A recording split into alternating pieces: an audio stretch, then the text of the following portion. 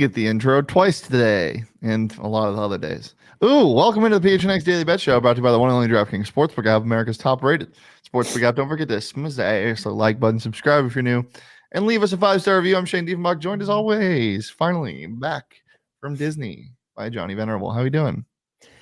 I want to know, there are people out there that record fireworks on their tablets, on their phone. If you're one of those people watching the show, do you go back and revisit that? Because the poor souls at Disneyland that are recording a 20-minute fireworks show with their phone, what is the point of that? Yeah. What's the rewatchability of fireworks on your phone? Asking for our friends here in the chat. I'm not a fan of taping things or recording things that are being recorded or being shown everywhere, like sporting events. Like if you're right next to the hoop or something, awesome, get a little quick video, but watch the game. You're on like you're at a zoo and you're taking pictures of every animal. Cool. Just watch them, look at them. I don't know. I've never understood that either. Legitimately, the last night we're there's this big elaborate fireworks show. Yeah. Several grown adult men with their kids at the table stood up with their cell phones and recorded 25 plus minutes of fireworks on their phone. They recorded the whole thing? Yes. And I'm like, bro, what are you doing? I wanted to go up and be like, the rewatchability, is that like fucking Friends on Netflix? The rewatchability high for you, man? I can never get on board with old people recording fireworks. Get some help. I love it. All right, let's talk a little bit of college basketball. We'll switch gears into a more serious note. Obviously, I'm sure if you read anything, see anything about college basketball, you've heard of what's going on at Alabama. The situation itself, we can kind of stay away from because everything's been said about what actually happened. But now, reports coming out that Brandon Miller, Alabama's star freshman, as high as 3 on some draft boards this year, supplied the gun to that led to the killing. From a crime standpoint, we don't need to touch on it, but just from a basketball standpoint and what Nate Oats said about wrong place, wrong time, do you think there's going to be a suspension dealt? Do you think he's going to continue to play? A lot of people comparing this to the DeAndre Ayton situation with money and all of that, and it's so different, obviously. But him having to sit, does he sit? Does he play tonight? I don't know if they're going to sit him. They should, and the SEC should intervene because this is a national story, and this is one that if I'm a part of this academia, if I'm a part of this team, obviously, you want your friend and your brother to be on the court with you, but this is bigger than basketball, and it's unfortunate, more than unfortunate. Somebody's life was lost, and he could have played a part in it. And right now, the athletics is secondary; it's third tier. But it's also, and I'll be transparent, this is the SEC. This is Alabama. This is not where I think the Pac-12. You think back to at the height of the pandemic, who was the first conference to never shut down? Athletics came first in the SEC. Yeah. Whereas Pac-12 took a breath, Big Ten took a breath, Big 12 took a breath. So I think if we're using that as a barometer here, Alabama and their administration, clearly wrong place, wrong time. If that's their stance, they're going to wait for their hand to be forced by maybe criminal charges, some kind of an indictment, that kind of thing, which probably wouldn't happen until after the season. Now, if you're asking me, like, would I take him as a top draft pick? Hell no. I think he's undraftable right now. But in terms of the next, 6 to 8 weeks, I don't think Alabama has any problem writing this out. I hope I'm wrong, but I'm using their history as a prereq here. Terrible look for the administration, for the school. And again, if I'm a bystander on that basketball team and you felt like we're having a special season, this is going to derail it, get him off the team ASAP. Yeah. Obviously our role here is to supply you with some betting information. And Johnny, I know you have a bet that kind of is surrounded by this. Yeah. Listen, these are young people. These are 18 to 19-year-olds. And Alabama lost their last road game. I know South Carolina is terrible, but the environment in South Carolina I would imagine, is not going to be welcoming. And when you're distracted, we're distracted in this job. We're distracted in our professional lives every day. You're talking about kids with something of this magnitude. I don't care if you're the fourth best team in the country or whatever, and you've got 20 plus 3 wins. Tried. I think South Carolina beats Alabama tonight. Let's go ahead and see your picks then. What's that money line looking like? It's plus 1,000 because South Carolina, not very good, right? They're 10 and 17. The spread is 17.5. Again, these are kids. These are kids playing college basketball. These are not pros who are also distracted. Something of this magnitude, you can't put a price on. You can't put a barometer on. So I think South Carolina comes in there and feels like they're playing it with house money a little bit.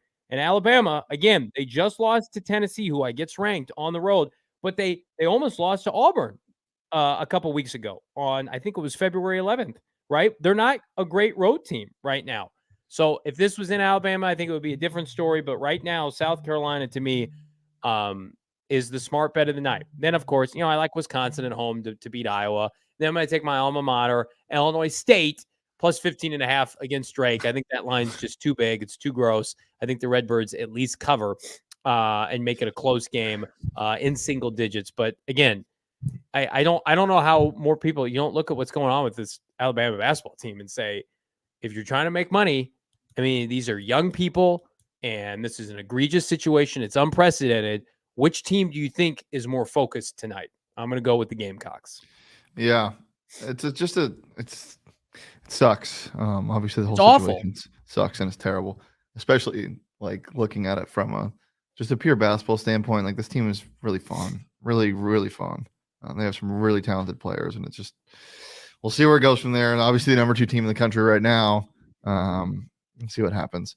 Let's go ahead and take a look at my picks for today. Kentucky minus 2.5 playing Florida. Florida is a team that is hot and cold. Kentucky kind of getting their bearings now, as they usually do when they're young. When they're a young Kentucky team, obviously they're not as good as they have been in the past, but they usually heat up near the end of the season. So I'm taking Kentucky minus 2.5. And then Providence plus 7.5. This line is crazy to me. They're at UConn.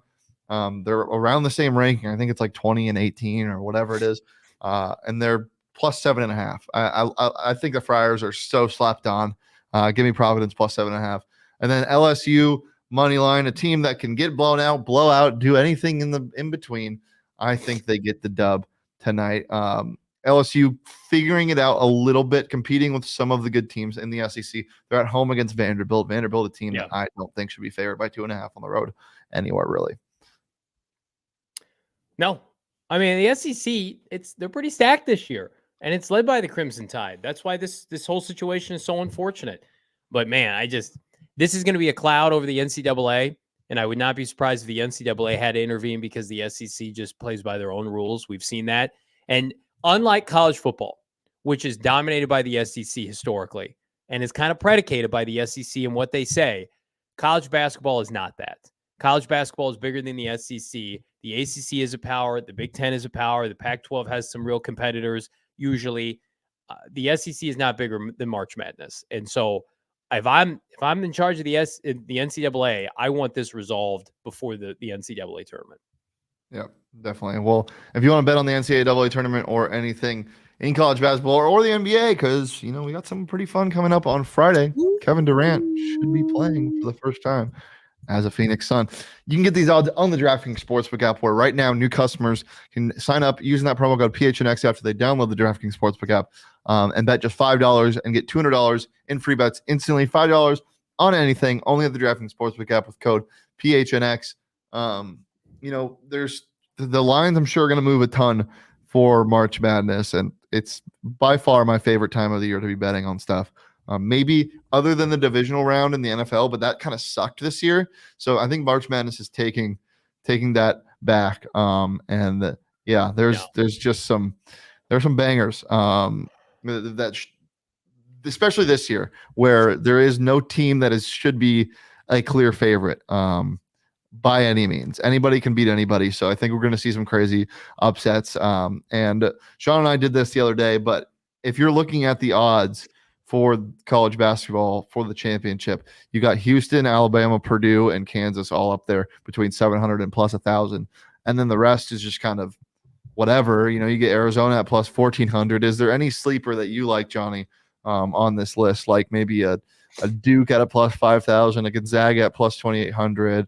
Gonzaga TCU, plus yeah, 2,800 is a team that strikes me. Duke is terrible. yeah, This year, they're borderline unwatchable. I have no confidence in that team. They lost their coach, and their coach got outclassed by UNC twice last year. That's a program that's going to go, I think, in a little bit of disarray. But Gonzaga is something I would dabble on. Here's what else I'm dabbling on, and I think this is the first time in a long time. DraftKings right now, 2023 NFL Draft props. They're available. They're slow rolling out. Shane and I will be at the combine next week, but they've already got QB props. Who's going to be the first quarterback selected? Wide receiver props. The first wideout selected. I would not be surprised if there are specific combine props as it relates to 40 there time. there are. Oh, There were last year. I can't was all over can't them. wait for that. Shane and I will be live at the combine next week doing bets. Look out. I remember doing hitting Sky Moore's under on his 40 time, just barely. Damn. Because I had, I think it was like 4-3 whatever, and he ran his first one, and it was over that, and I was like, okay, he'll get it with the second one. He decided to not run his second one. I think this was Sky Moore, and then they recounted it, and it was under that time. So it was very fun, and you can get all the odds, as I said, on the DraftKings Sportsbook app.